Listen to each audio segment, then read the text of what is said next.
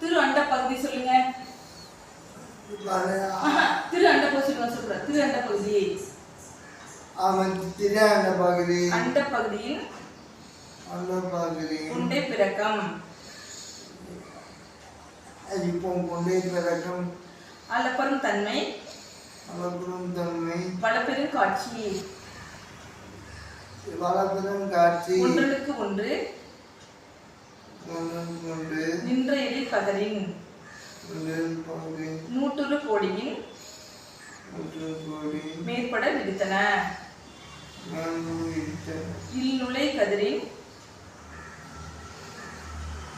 சொல்லுங்க. இல்நுழை கதிரின் துண்ணனு புரைய. திருச்சிற்றம்பலம். ஓம் நம சிவாய.